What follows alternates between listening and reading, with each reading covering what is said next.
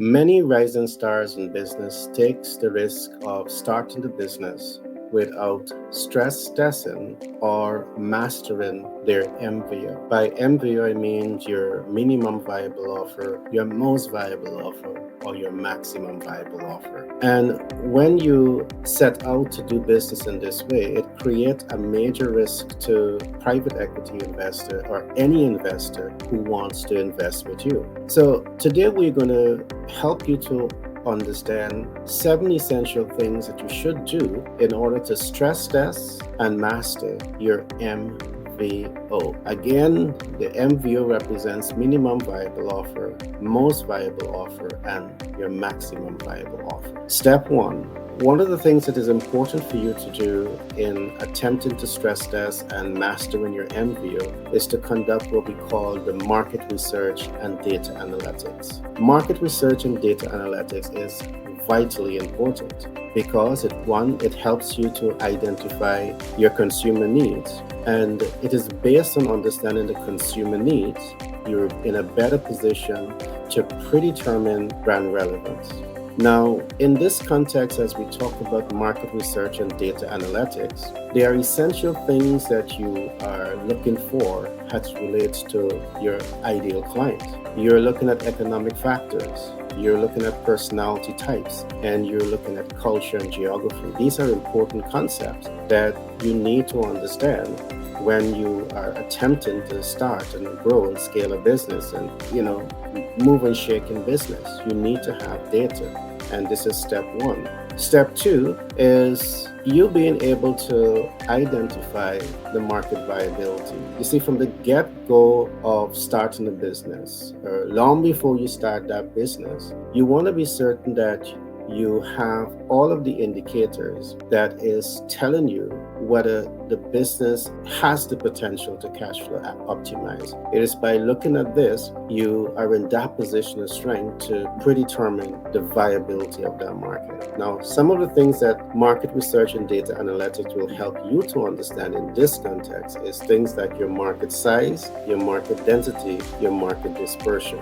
Now, the market size and density plus dispersion equals your market viability. Important concepts for you to learn, apply, and master. Now, in step two, it's about identifying your MVO urgency and immediacy. And what exactly is this saying? You see, very often we see that many rising stars in business, you start a business without pausing a bit to ask yourself if your MVO, your minimum viable offer, most viable offer, or maximum viable offer, if it is reaching an urgent and immediate need. It is the ability of your MVO to reach an urgent and immediate need that would inspire and encourage the ideal client to want to invest in your products and services. And this will ultimately also predetermine the rate in which you're going to be cash flowing, because you have been able to now identify urgency and immediacy with your MVO. Important concepts again.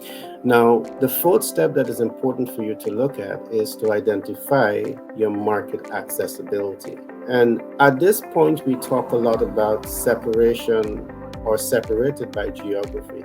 You may have a very unique product or a very unique service, but the ideal client are geographically distant. But because you didn't do the market research and the data analytics, you don't know this. So you simply have a hunch and you have an idea and you start without truly understanding how your ideal client is geographically dispersed. Important concept that you want to know. What this also proves is that you know your business, you know your market, and this can go a very far way in laying the kind of impression that you need to lay with private equity investors or any other investors. Step 5 is for you to identify your ideal client's ability and willingness to invest in your MVO. Again, what we see happens very often because you are not collecting sensitive data, you're not analyzing sensitive data. You may innovate a product or a service only to recognize now that the ideal client, they need your product, but they don't have the ability and the willingness to pay for your products and services. So you may have access to clients, but they're not the ideal client because they don't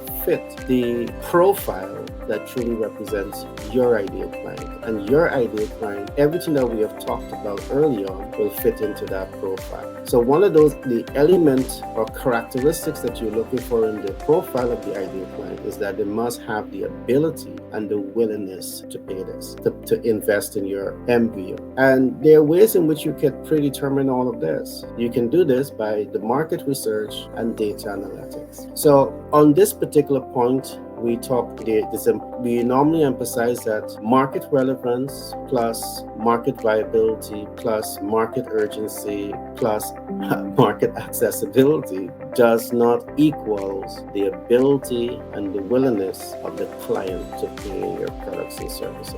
What this is simply saying is that you may be able to establish the relevance of your MVO to the target market. You may be able to also establish the viability of the market, or the urgency of the market, or the accessibility of the market. But if you're doing all of this, and it doesn't also represent the ability and the willingness of the ideal client to invest in your MVO, your minimum viable offer, most viable offer, guess what? You may not be able to cash for the business the way that you want to. And that's a recipe for disaster. The next concept that we talk about, step 6, we talk about identify your TOPAC. In this case, the TOPAC is a unique term that we have coined which represents your targeted performance outcome. What are those targeted performance outcomes that you have in mind? Now, on this particular platform, we talk about the 4 points of impact, and each one of those are targeted performance outcome. I will not get into that today. But some of the targeted performance outcome that you would want is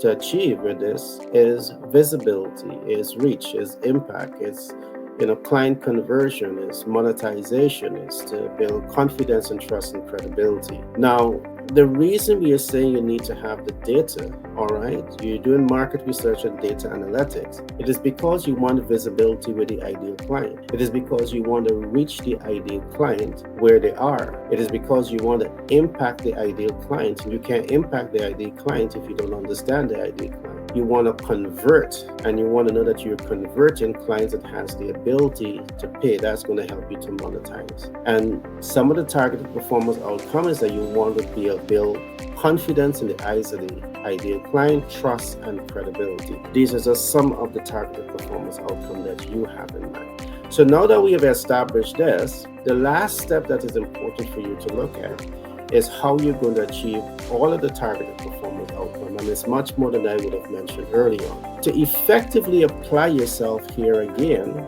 to achieve your targeted performance outcome, you need to be very smart with data collection.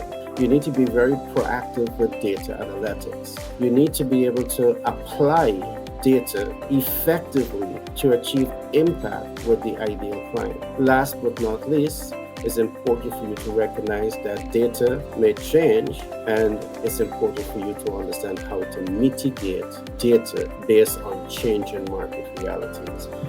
A clear understanding of everything that I've just spoken about is a clear indication to private equity investors or any investor that you understand your market. And the more that you're able to demonstrate knowledge of your market, is the more convinced, the better position that you will be in to convince, motivate, and inspire investors to want to work with you. So I trust that today's nugget would have helped you to perhaps pause a bit and ensure that the next time you go into an investor, you truly understand these 7 important steps to stress test and master your MVO. Again, my name is Gary Thompson, and it has been a pleasure being with you today. See you in the next broadcast.